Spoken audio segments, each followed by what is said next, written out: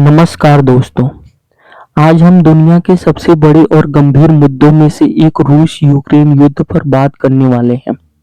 America में Donald Trump की team की ओर से यह युद्ध रोकने के लिए 28 स्टेप वाला एक नया शांति प्लान पेश किया गया है।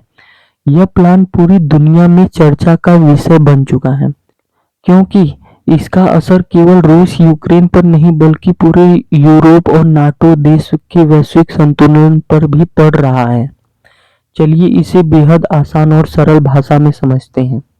थोड़ा पीछे चलते हैं। 2014 में रूस ने क्रीमिया पर कब्जा कर लिया। डोनबास क्षेत्र में तनाव और अलगाव बढ़ चुका था। 2022 में रूस ने यूक्रेन पर बड़ा सैन्य हमला कर दिया। इस युद्ध में लाखों लोग अपने घरों से उजड़ चुके हैं, हजारों लोगों की मौत हो चुकी है और अरबों डॉलर का नुकसान हो चुका है।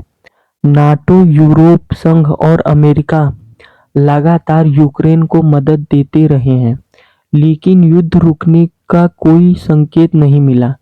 इसी बीच ट्रंप कैंप की ओर से 28 बिंदु वाला शांति प्लान सामने आया है। इस प्लान के 4 प्रमुख मकसद हैं। पहला, युद्ध को जल्द से जल्द रोका जाएगा। दूसरा, दोनों देशों के लिए स्वीकार्य समाधान देना होगा। तीसरा, यूरोप में स्थिरता वापस लानी होगी। चौथा, अमेरिका का बोझ कम करना होगा।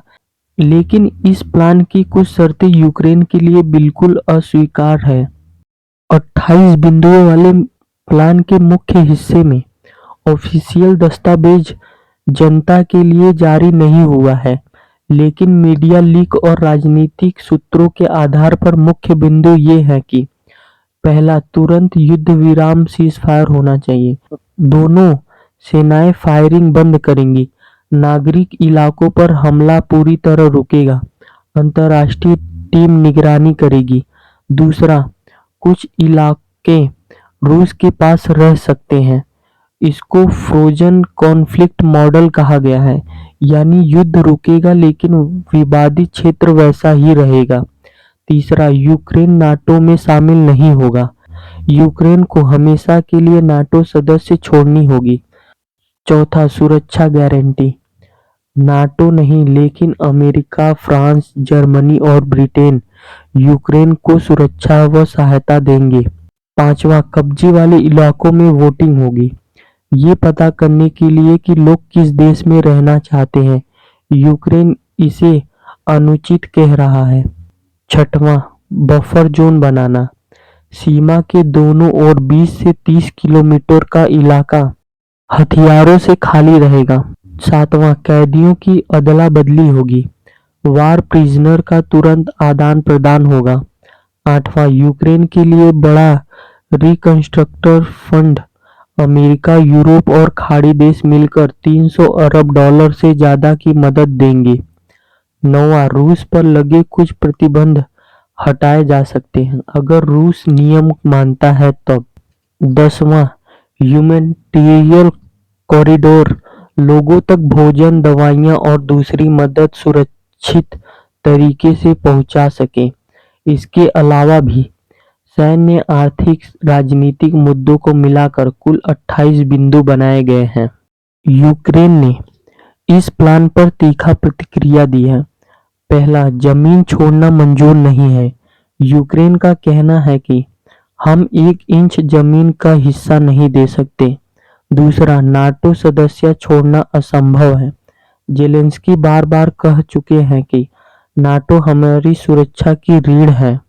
तीसरा, रूसी कब्जे वाले इलाकों में वोटिंग गैर कानूनी है क्योंकि वहां रूस की सेना मौजूद है। चौथा, रूस की सेना कब हटेगी इस पर कोई स्पष्ट नियम नहीं है, इसलिए यूक्रेन इसे धोखा मान रहा है। नतीजा, यूक्रेन ने पूरी तरह इस प्लान को खारिज कर दिया है। रूस का प्रतिक्रिया क्या है?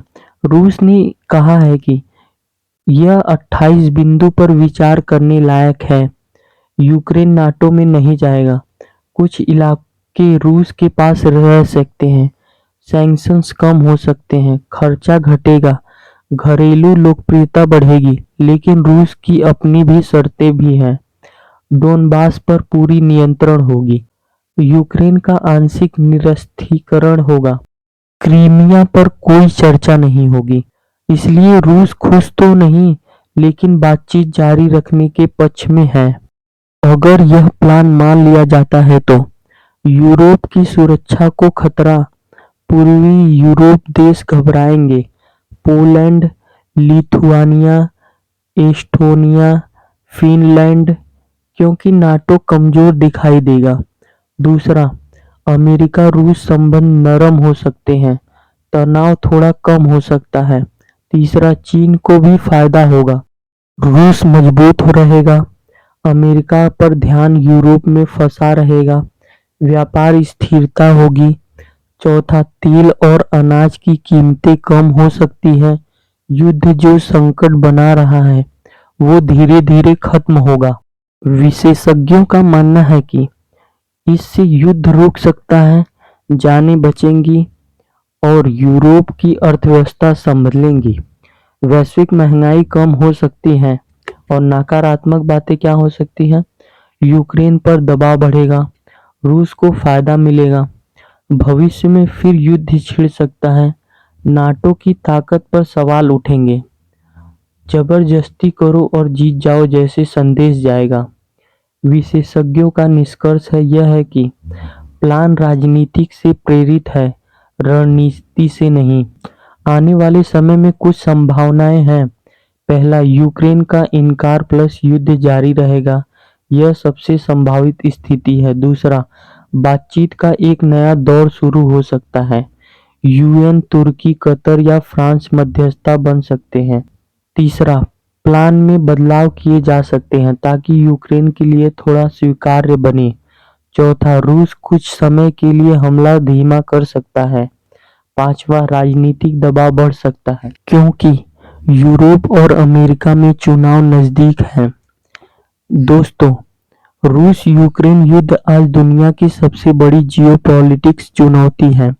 यह नया 28 बिंदु वाला अमेरिका प्लान एक सहमति कोशिश जरूर है, लेकिन यह कितना सफल होगा यह अभी साफ नहीं है।